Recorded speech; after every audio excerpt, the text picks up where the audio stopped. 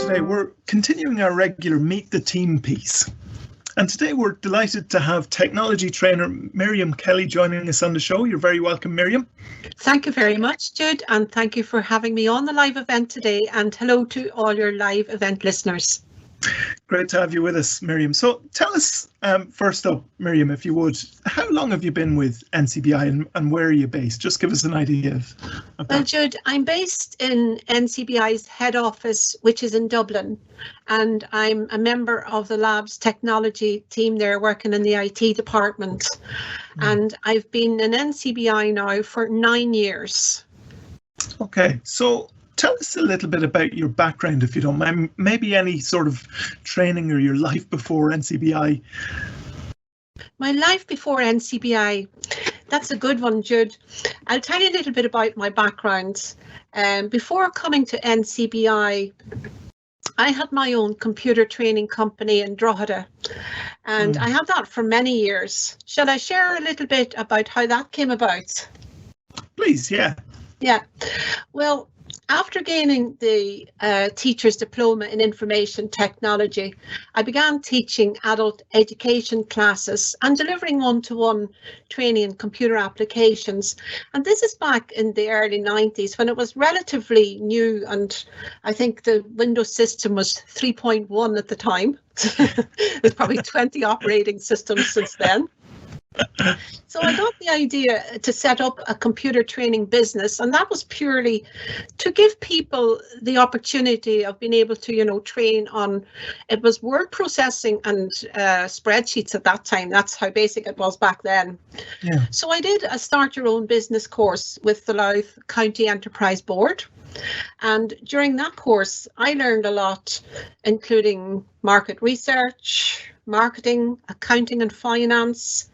But best of all, Jude, it gave me an opportunity to develop a good business plan, which I knew that I would need before I could basically present myself to the bank and look for a startup loan. So after completing that course with the Louth County Enterprise Board, my next step was to find a suitable business premises, which I did. And I wanted it ground level because I wanted it to be wheelchair accessible as well.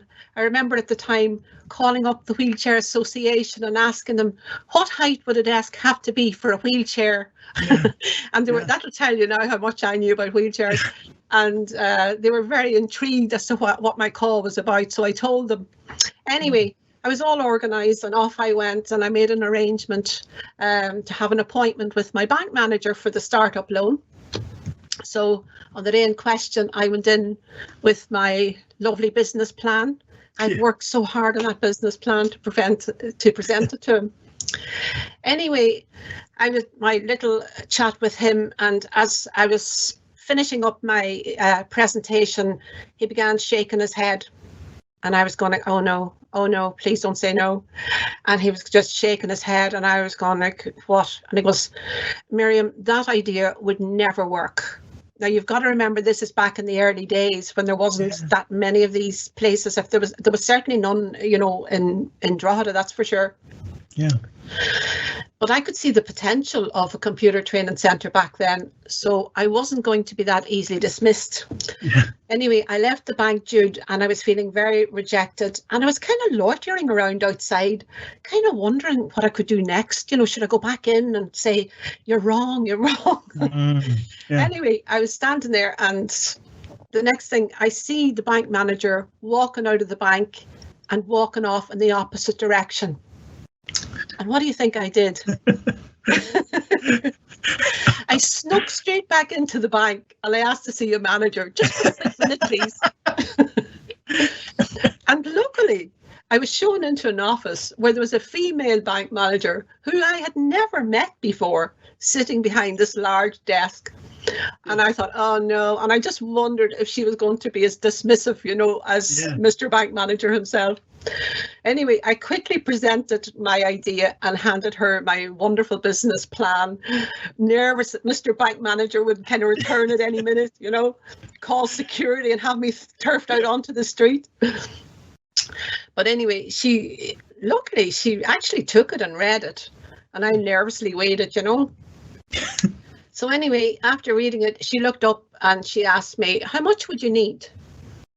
And I just reiterated what was on the amount on the business plan, thinking that maybe she would ask me back and I'd have a further interview. And I thought, oh, this is going really well.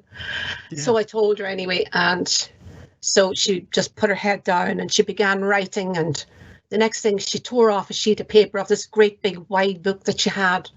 And she handed me a check for the full amount there and then. Wow. And she said, the very best of luck, Miriam. I couldn't believe it, you know. Yeah. Yeah. So I went straight back to the premises, signed the lease that day, ordered the computer equipment. It was from Dell and Gateway back in those days. Yeah. Cost a fortune. But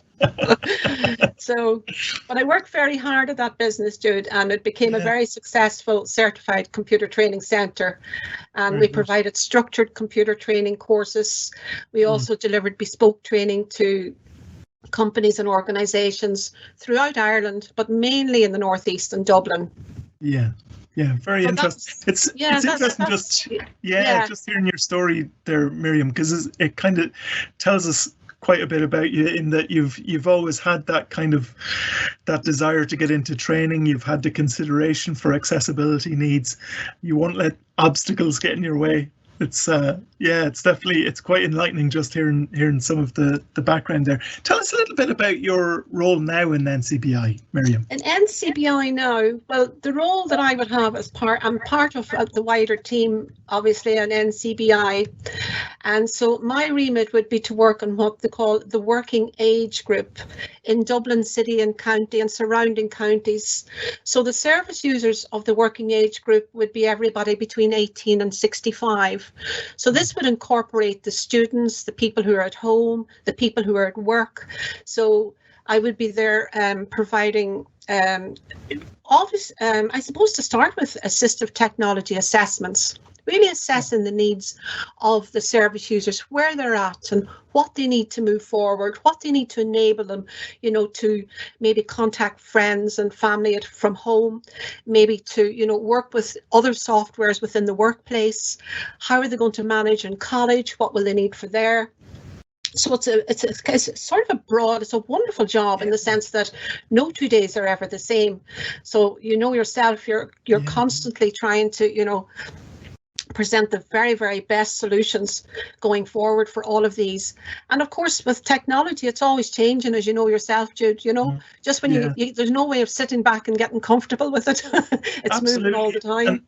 And when your work is quite broad, as you said there's a lot involved in it already. So having the kind of new technologies coming up quite regularly, it certainly would keep you engaged, wouldn't it?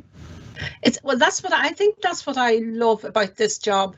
I wouldn't say, that you could ever sit back, ever. Yeah.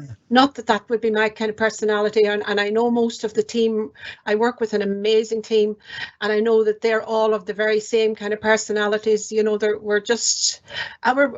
computer geeks, I suppose, Jude. That's the polite word for us. This is great, Miriam. Get your compliments in early before everybody else is interviewed. Get your compliments in early. Yeah, that's it. Great stuff. So tell us, is there anything particular you're working on at the moment? At the moment, I'm currently providing, it's a countrywide virtual touch typing course.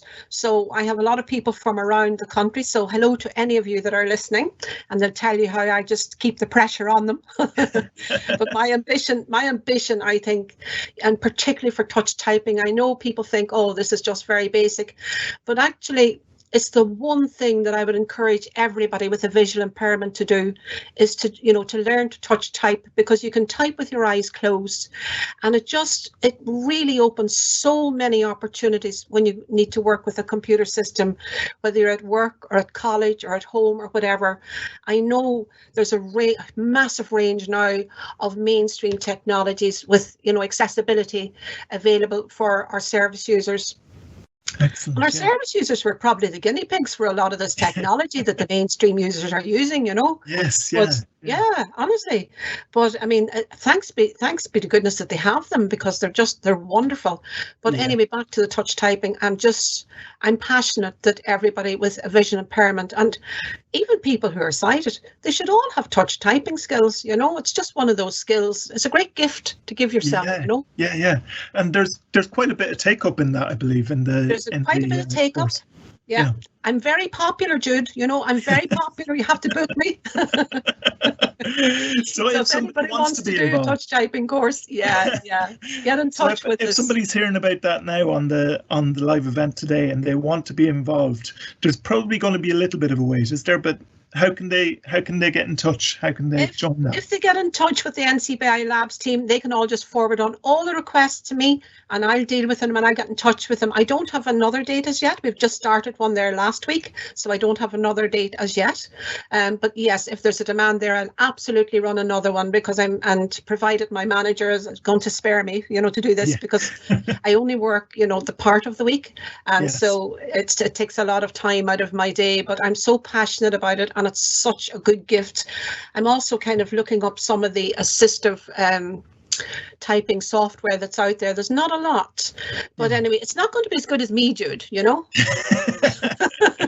I think on that note, Miriam, I think we'll leave it there. But thank you very much. Good to have you on the show, and hope that the typing classes continue to go really well, because they are such a key kind of enabler, a key way that somebody can access technology as well. So really good idea there. And thanks for joining us on the show today, Miriam. You're welcome, and I look forward to the rest of the show, Jude. Thanks for having me again.